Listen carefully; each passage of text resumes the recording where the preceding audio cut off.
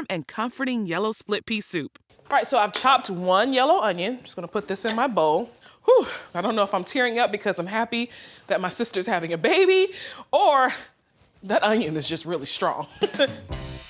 I have 2 carrots that I've peeled here. The carrots are gonna add a little sweetness, a little pop of color. And of course, you know, carrots are good for you, so why not add it? That looks good. I'm gonna dump it in my bowl here with my onion.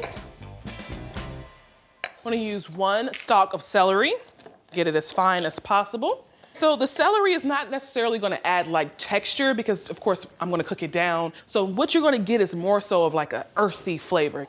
And again, if you don't wanna do this manually, you can always use your food processor. All right, and I have 2 cloves of garlic that I'm gonna also mince up.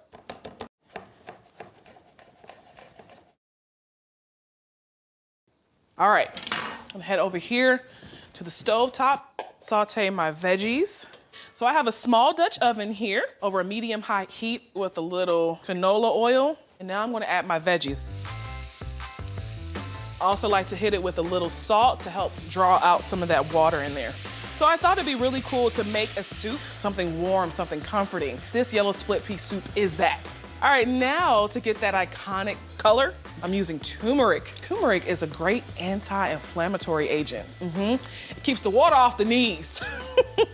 It's good for arthritis. And I tell you, turmeric goes far. You don't need to use a lot of it. And the reason I'm adding it in right now as I'm cooking the veggies, because things like turmeric and curry need to bloom. When you bloom things like turmeric and curry, it kind of turns down that tart flavor that you get from it. So the veggies are cooked down, the turmeric has bloomed and blossomed. Now I'm gonna add in my split peas. Give it a stir. Oh, it's pretty already. And if you guys don't know, yellow is my favorite color. I have a container here of vegetable broth. Wouldn't be a soup without some type of liquid. I'm gonna add the entire quart. About a tablespoon of thyme here, and thyme and turmeric, they just go really well together. So that's about a tablespoon of thyme. Man, this smells incredible. Like, I want this now, but I can't because I gotta let the peas cook. So I'm gonna cover this and let it hang out here for about 40 minutes or until it becomes tender. While that's doing that, I gotta get this sour cream ready. But it wouldn't be me if I didn't take it up a notch. I'm using full fat sour cream. We are making a lighter meal, but the full fat sour cream won't hurt this at all. I mean, what is the grams in here? Like 6 grams per 1/2 tablespoon. I mean, it's good. A 1/4 teaspoon of smoked paprika.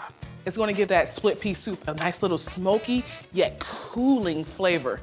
My mom would always make her split pea soup with some type of smoked meat, like a ham hock or smoked turkey. And because we're not using any type of smoked meat, you get the smokiness from the sour cream.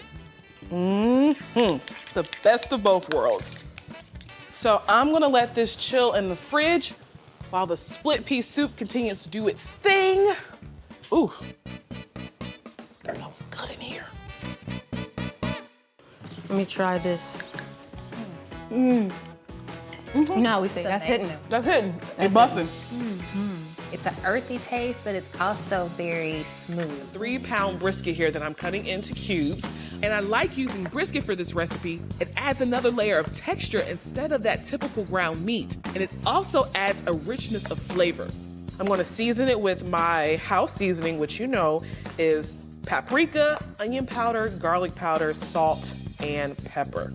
I'm gonna sear it off in my Dutch oven and add the beans and cook it slow so it'll be nice and tender. So the next thing I'm gonna do is season my brisket with my house seasoning.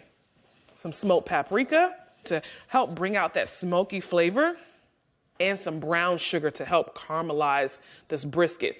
I like to add just a little bit of sugar so it won't be as spicy. Just give it a mix. I can smell it already. All right, so I've seasoned my brisket. I'm gonna wash my hands. All right, let me grab my brisket. I'm gonna oil my pan with a little canola oil so the brisket doesn't stick. I've been heating up my Dutch oven so it's nice and hot so I can get a really nice sear on this brisket.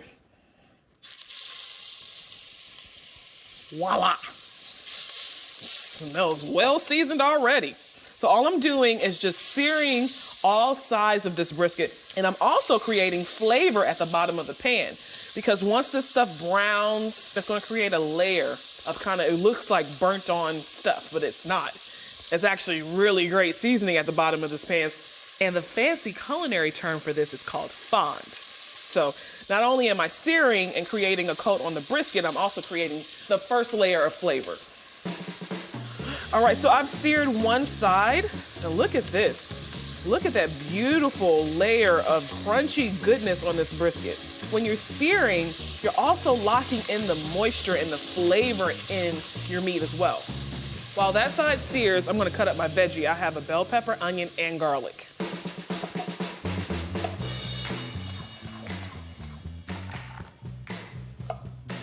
So I've got my onion chop, if you can tell by the tears. And now I'm roughly chopping 2 cloves of garlic. I'm gonna finish searing off my brisket, get these veggies cooked up, get the beans in, and let it cook low and slow for a few hours. So let me take out this brisket. It's so beautiful. I'd eat a bowl of that, brisket bites.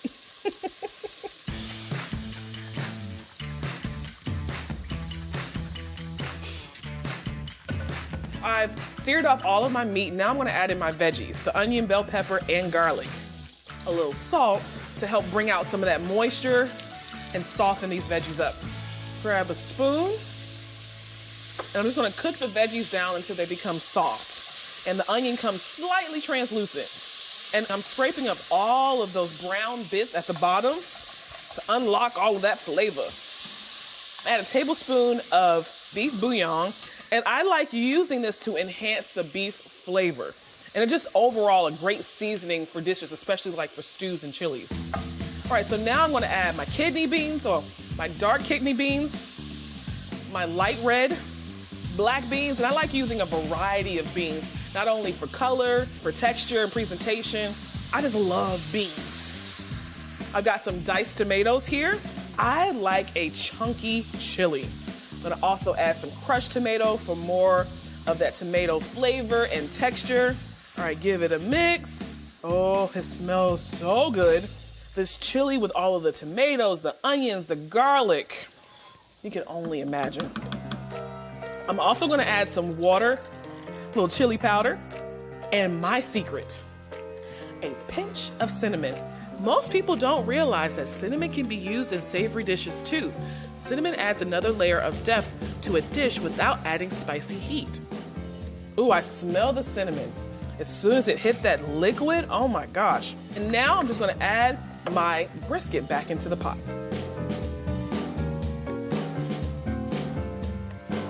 I'm gonna stir that brisket back into my pot. So I'm gonna let this simmer covered for a few hours. This smells incredible. What better way to make you feel better than soup? So I'm gonna make Aunt TC one of her favorites, chicken and dumplings. Now, normally you think about like chicken noodle soup or one of those things. Aunt TC's from the South. She needs something with a little substance, you know? I've already chopped up some parsnips. I have some broccoli here that I've cleaned, and I'm gonna finish chopping this carrot. My mom always made chicken and dumplings for me when I was sick, when I was growing up, and I find that it's like still my go-to when I don't feel well. And not to mention, it's flavorful. You know, even when your senses are all messed up and you can't really taste your food, you're gonna taste this. So I have a sheet tray here that I've lined with parchment paper. I have some broccoli florets that I'm just gonna chop in half. Aunt TC's the person that's gonna show up to your doorstep when you're not feeling well. So I am very happy that I can do that for her.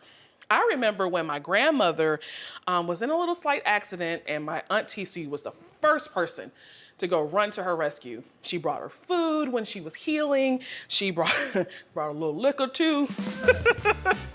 So all of my veggies are all diced up. I'm just gonna hit it with a little olive oil, a little salt, and freshly cracked black pepper. Give it a toss. All right, so I've seasoned my veggies. I'm gonna also season some chicken thighs I have here. Again, I just want a lot of flavor. And so instead of using chicken breast, I'm using chicken thighs. But if you have breasts available at home, you can use that too. Olive oil, salt and pepper. Massage it in there. And before I put these veggies in the oven, I'm gonna wash my hands.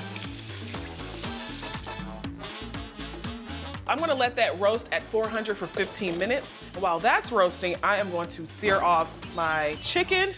So I have some unsalted butter. I'm gonna also add a little canola oil. A little extra fat wouldn't hurt anybody. I'm gonna sear this on both sides, and that's gonna create some flavor at the bottom of this pan, you know? Building layers of what? Flavor. All right. So I'm gonna sear this on one side until it's golden brown, then flip it over and let it sear on the other side. It's been cooking for about 5 minutes now, so I'm gonna give it a flip. Oh yeah, that's beautiful.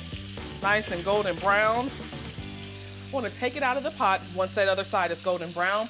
Then I'm gonna cook more veggies. I have some celery, some onion, and garlic. I'm gonna sweat that out. I'm gonna add some biscuits. Now that's my mom's trick. Well, okay, I'm getting a little ahead of myself. I'll tell you when we get to that part, okay? They've browned on this side. I'm gonna take my boneless chicken thighs out. And look how beautiful this chicken is. Beautiful, juicy chicken thighs. So to this pot, I'm gonna add some celery that I've diced, white onion, some garlic, and a little bit more salt, some pepper. I'm gonna let that sweat release some of that moisture in the onions and the carrots, and then I'm gonna add in the rest of my ingredients. You don't have to wait to eat chicken and dumplings when you're sick. I like making it on Sundays and kind of just eating on it throughout the week, you know? It's a really big pot of just really great food, so you can eat it for lunch, you can eat it for dinner.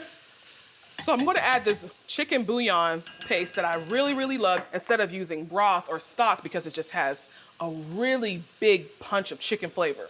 It smells so good. It smells like my childhood. That's what it smells like. Nothing like some chicken and dumplings. All right, so I'm gonna add about 2 tablespoons of flour to help thicken this soup up. Give it a mix. And then I'll add 6 cups of water. I'm gonna return the chicken to the pot. I'm gonna let that cook for about 30 more minutes covered. And when that's done, I'm gonna take the chicken out, shred it up, add my roasted veggies, biscuits, and cream. I'm smelling all of those like natural sugars and the parsnip and the carrots, and they are beautiful. This is just right. So let's check on this chicken. Oh, I'm like sensory overload. The smells is coming from this pot, from the roasted chicken. My goodness. I think I'm sick too. I want to take my chicken thighs out and shred it. So what I like to do is just shred the chicken now. And if you don't want to fuss with shredding the chicken, you can always dice the chicken thighs before you add it to the pot and just don't worry about it. But I kind of like the shreds of chicken, you know, because I feel like you can get chicken with every bite. So I'm going to add the chicken back to the broth. I'm going to also add my roasted veggies. I know Auntie C is going to love this. All I need to add is the cream and the biscuits. I have a half a cup of heavy cream. So this is a hack my mom used to do. So instead of making dumplings from scratch, my mom would always use frozen or canned biscuits instead. Much easier, and these go right in the pot and frozen. And I make this for my fiance, Brian, all the time. And I know when Brian has been in my pot because there will be an entire pot of broth and no biscuits. He eats all the biscuits out of the chicken and dumplings. All right, so I'm gonna cover this and let everything cook for about 15 more minutes. The dumplings are gonna soften up, the veggies are gonna soften up, and it's gonna be good to go.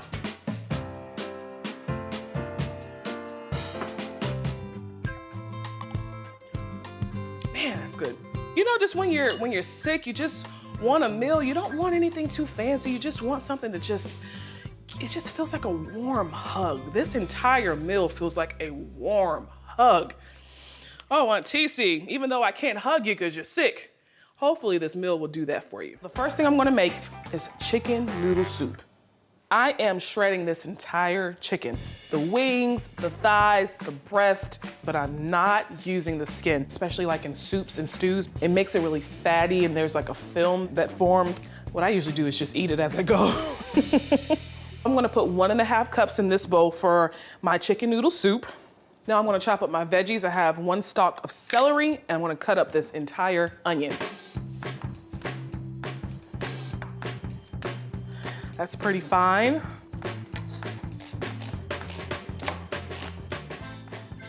Roughly chop some parsley. If you use dried, you wanna use a lot less. Dried herbs are much stronger than fresh. Head over to the stove and get this baby started. I'm gonna add a little olive oil to get my onions and celery started. Add a little salt to help draw some of that water out of it. I'm cooking my onions down until it becomes a little translucent, a little soft. So the onions are nice and translucent. A little garlic powder, some onion powder, a little bit of the Italian seasoning. It has basil, parsley, oregano. Last but not least, the chicken bouillon. I'm going to use just about a tablespoon. Because I am not using a chicken stock or a chicken broth, I gotta break this down with some water. I'm using 5 cups of water. I'm basically creating my own broth. So my water and onions and everything has come to a boil. Now I'm gonna add that shredded chicken. So that's about 1.5 cups. I'm gonna also add my parsley now. Frozen peas and carrots, they get used in my house. They come in handy. This is a 16-ounce bag, so leave about that much in there. Add 1 cup of my egg noodles. Okay, that's about 1 cup. Bring it back to a boil and just cook it until the noodles get soft and they're al dente. And talk about easy and simple and inexpensive. If you're like me, you probably eat chicken 5 days a week. And you kind of run out of options as far as how to make the chicken.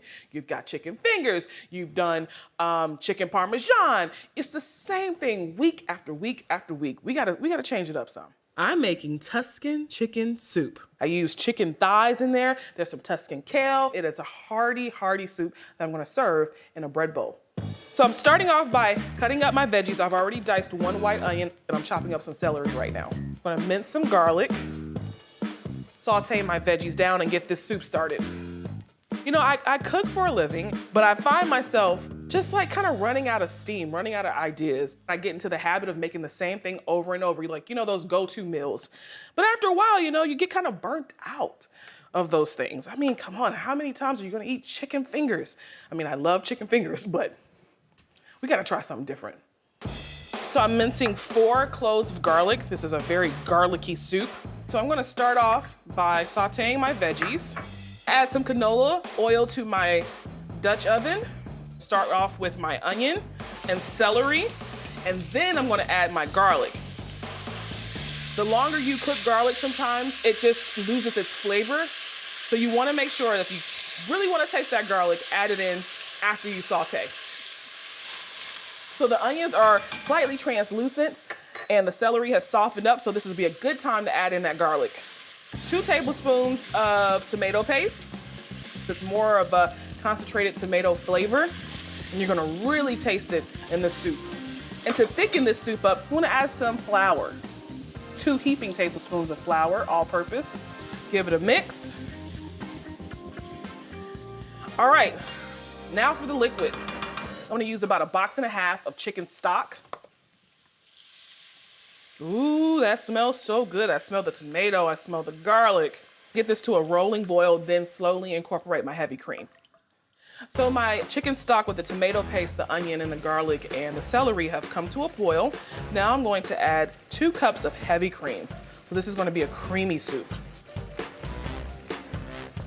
Give it a slight mix, and it's a pretty color too. And the smells in here. Season it with a little bit more salt and pepper. Now I normally start off by searing my chicken first and then adding in the ingredients after that. So instead of doing that, I'm going to poach the chicken within this liquid. So I have some boneless, skinless chicken thighs here. You get a ton of flavor in that dark meat. I'm gonna let this chicken poach on medium-low heat for about 15 to 20 minutes. So while that's poaching, I am going to cut up my kale and my sun-dried tomato. So I have some Tuscan kale here. I've washed this kale already. All I'm doing is removing the stem. We're cooking for real. Wash that pot. So I am just making a chiffonade, which is basically thin strips. See?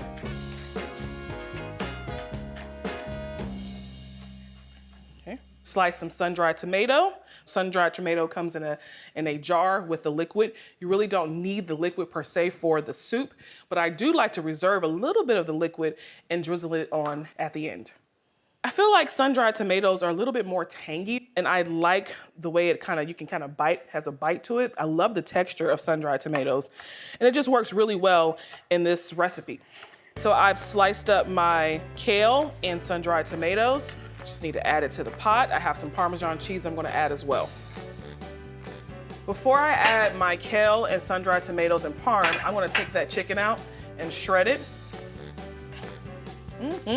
Smells so good. I am just going to take this chicken out, shred it up, and put it back in the pot. Okay. Now this chicken has been cooking for some time now, so it should easily shred. And look at that. It's like butter. Put this chicken back into the pot.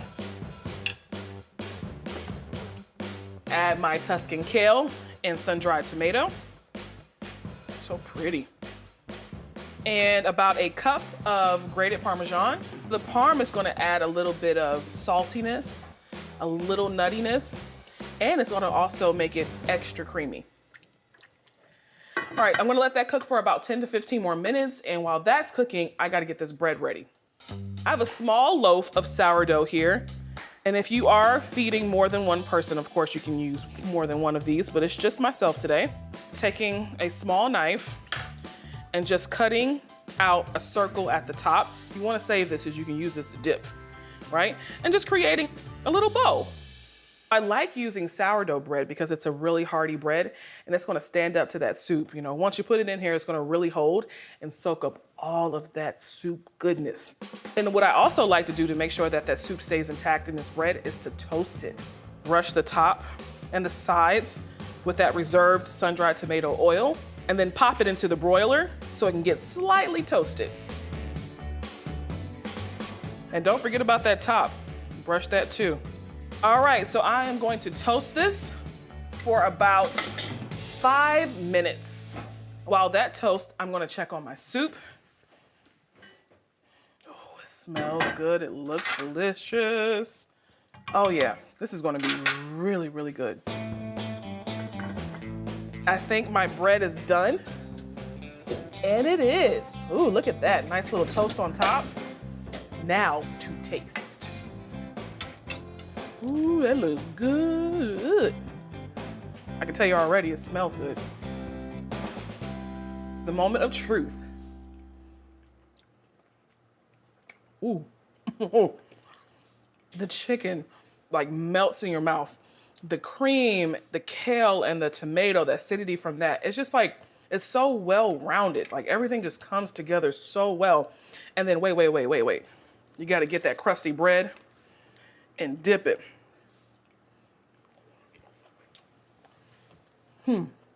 Now you tell me if you're tired of chicken. I really love chicken and sausage gumbo because you get that smokiness, you get the tenderness of the chicken. It's just a great gumbo.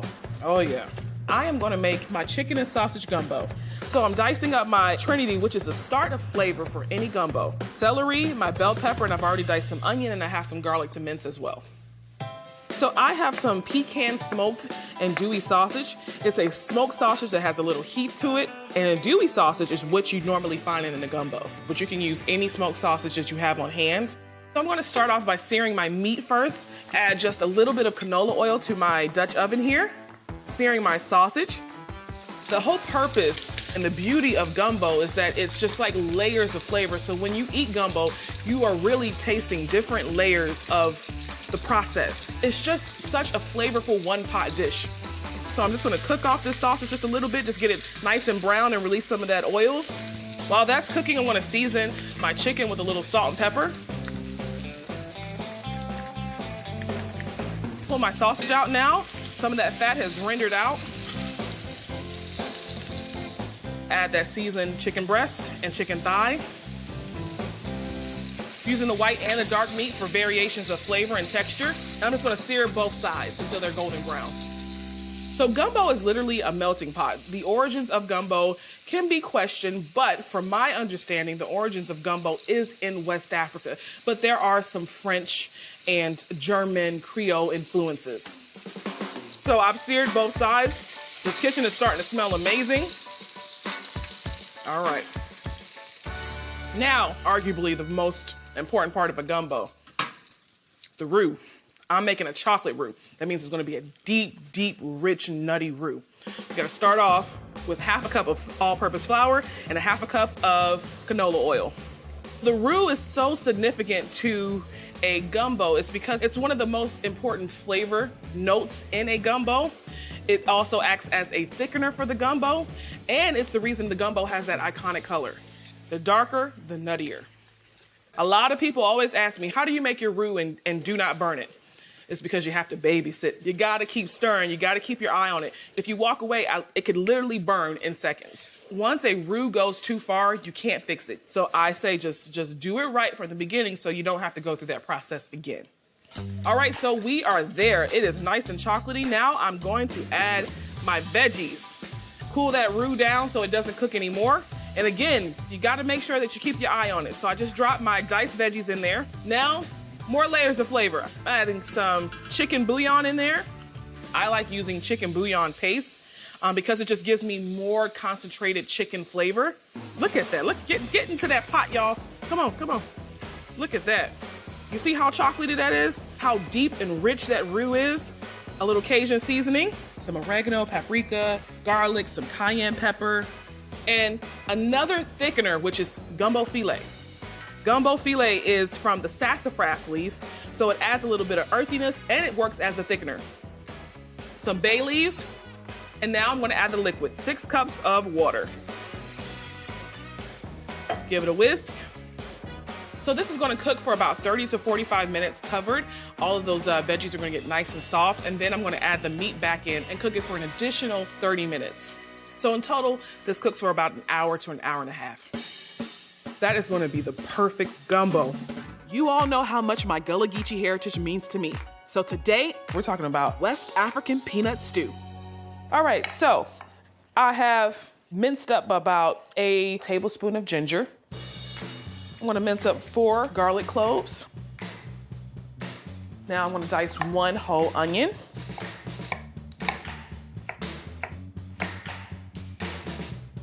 All right, and I have a Scotch bonnet pepper. West African cuisine is known to be a little bit more spicy, but because I'm adding sweet potatoes, that natural sweetness is gonna offset the spiciness from the Scotch bonnet.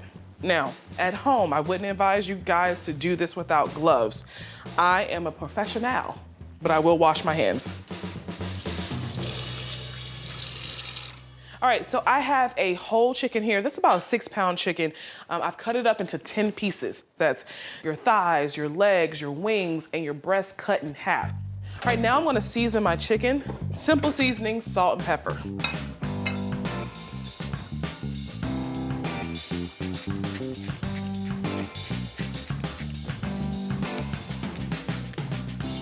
All right, I'm gonna head over to my stove. I have my Dutch oven here. I'm gonna add some vegetable oil and get a nice sear on my chicken pieces. I'm gonna go skin side down first to get a nice crispy skin on the chicken. So my chicken is brown on this side. I'm just gonna flip it. Look at, the flavors are starting to build at the bottom of this pot.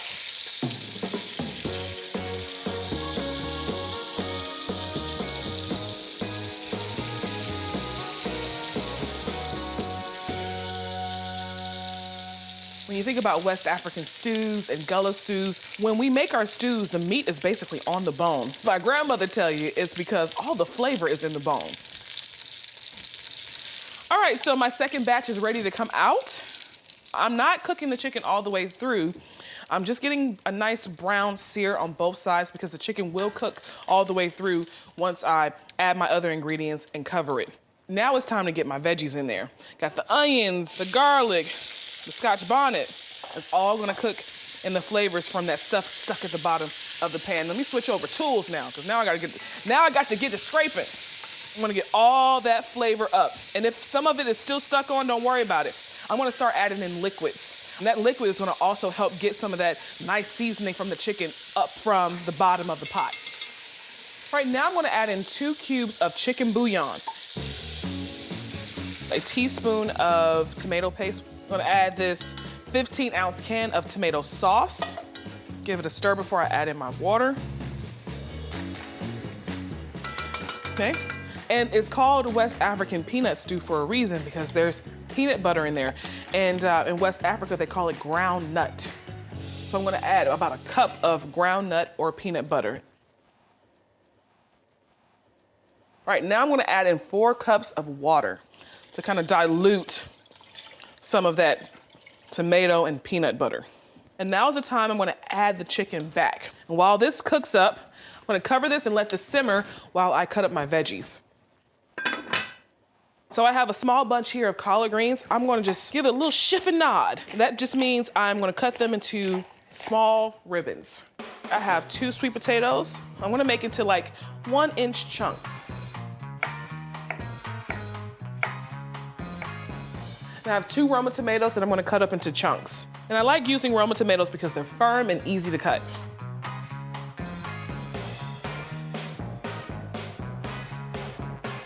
All right, so it smells incredible in here. Smell the tomato, the chicken, everything. Look at that. Look at the color. That peanut butter has kind of blended in with the tomato sauce. I'm gonna add in my veggies now, that Roma tomato, the sweet potatoes, and the collards. It may look like a lot, but this is all gonna cook down. All right, so I am gonna cover this and let this simmer on low. I'm gonna let it simmer for about 25 to 30 minutes or until I can pierce the sweet potatoes with a fork. I smell this stew going. Man, oh man. Oh, that smells incredible. How I know this stew is done is when if I take one of those little sweet potatoes, and if my fork goes through it easily, it's done. That is solid. Kiana travels a lot, so I know she wants a good down-home, low-country meal, so I'm making her some Gullah Gumbo. In our culture, stews are very light, bright, tomatoes, veggies, things like that. So my gumbo is gonna have that, but it's gonna start with that traditional base, what they call in New Orleans the Trinity. I guess it's the Trinity in our culture too. So Gullah cooking is all about one-pot dishes. It's about evoking flavor with little to nothing. And the reason for that was to make something that could last. A soup can go a long way. A stew can go a long way. I'm gonna head over to my stove here and make the roux.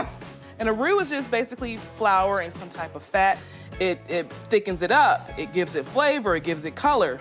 I got about a cup of canola oil. You need an oil with a high smoke point because it burns quickly.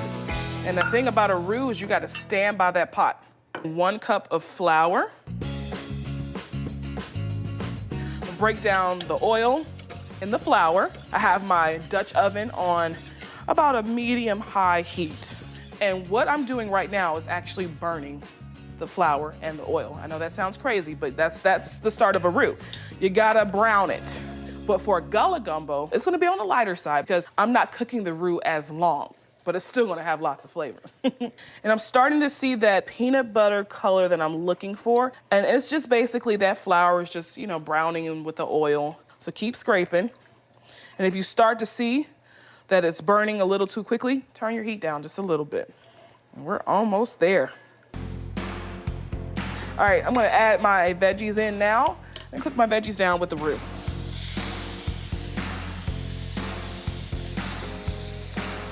Look at that. Ooh, what I like to do right now is start adding in my spices. A few pinches of salt, black pepper. And because it wouldn't be me if I didn't add my house seasoning, some smoked paprika, onion powder, garlic powder. All right, so I'm adding a pinch of mace. Mace is almost like nutmeg. It smells like nutmeg, it's very bright. And if you can't find mace, you can always use nutmeg. A pinch of gumbo filet. Gumbo filet is ground sassafras plant. All right, I'm gonna add 2 bay leaves in there. Now I'm gonna grab my garlic and tomatoes. And I like to add in my garlic and tomatoes at this point because I don't want to cook out that garlic flavor. I want it to be really pronounced in the gumbo. And tomatoes cook down fairly quickly, so I like to add it in at this point as well. Now for the liquid. I'm gonna add in about 3 cups of seafood stock. So just about this whole box, leave a cup. I'm also adding about 3 cups of chicken stock. And the reason I'm mixing the stocks is because I'm adding smoked turkey and I'm also adding seafood. Gotta add the shrimp. It wouldn't be Gullah if I didn't. All right, I'm gonna bring this to a rolling boil. I'm gonna also add smoked turkey wing. My grandmama and them always added some type of smoked meat to help enhance the flavor of whatever stew they're making. Okay, so I'm gonna let this go uncover, just let it simmer. After an hour, I'm gonna add the lima beans. So I'm gonna let the lima beans cook up in this. And then last but not least, you know I'm gonna throw in some shrimp. Of course, I'm gonna add traditional Gullah crab rice to the top of that gumbo. I'm gonna heat up 2 cups of chicken stock because it infuses flavor into the rice. This is about half of this box. For every 1 cup of rice, you use 2 cups of liquid. And it's important to rinse your rice. Let me tell you why. You gotta get that starch off the rice. Once my water runs clear, you know you got most of the starch off. My stock has come to a boil. I'm gonna add my rice, bring it down to a simmer and cover it. All right, while that goes for about 15 minutes, I'm gonna cut up my Trinity. Got a tomato I'm gonna use a little later, and of course, garlic. Crab rice tastes just like it sounds. It's crab meat and rice. Now we like to use blue crab claw meat because it evokes more of that crabby flavor. If you wanna be traditional, you gotta use claw meat. And if you wanna go old school, you'll sit there and crack some blue crabs and add that meat into the rice. That's how my great-grandparents used to do it, okay? Got about half of this bell pepper that I'm dicing up finally. All right, add it to this bowl. And I got 1 clove of garlic, of course. Y'all know I like my garlic. You know what, to make life easier, I'm just gonna add the garlic to the veggies right there. Right now, there's so much flavor going on here. Everything is just gonna meld together. It's gonna be awesome. Let's get this veggie sauteed. What I like to do is start my crab rice with a little butter and oil. I like to use the combination of 2 types of fat. Butter has a little bit more water content. So to really get a nice fry on my veggies, I like to add oil. And while that's getting hot, it's been about 15 minutes. Let's see if the rice is done. My rice is nice and fluffy. Let me tell you another secret to getting the perfect fluffy rice. After it's done, you turn the heat off, put your top back on, and let it steam off the heat. Your rice will be nice and fluffy and not overcooked. Let me add the onions, the garlic, and the celery. A little salt to draw out some of that water. Ooh, smells so good. All right, so I'm just cooking it till it gets a little softened and the onions turn translucent. I'm gonna take my rice, add the rice to the pot. My grandmother and my mom, they call everything in the house a pot. Even though it's a pan, it's a pot. Get all the crusty stuff. We're almost like making fried rice. Turn my heat down just a little bit. I'm gonna grab my crab meat. This is a pound of crab claw meat. To really get that crab flavor, you gotta use the claw meat. I'm gonna grab some of my house seasoning, 2 heavy pinches of that. And last but not least, tomatoes. A pop of freshness. It's gonna also give it a pop of color. Crab meat, rice, bell pepper. I tell you, this is a meal in itself.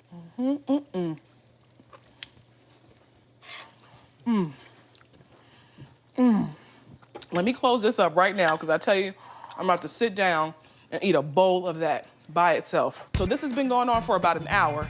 Let me add my lima beans. Ooh, what is Gullah Gumbo without lima beans? Every stew, every soup my grandmother makes, she adds lima beans. And that's why I add lima beans to my gumbo.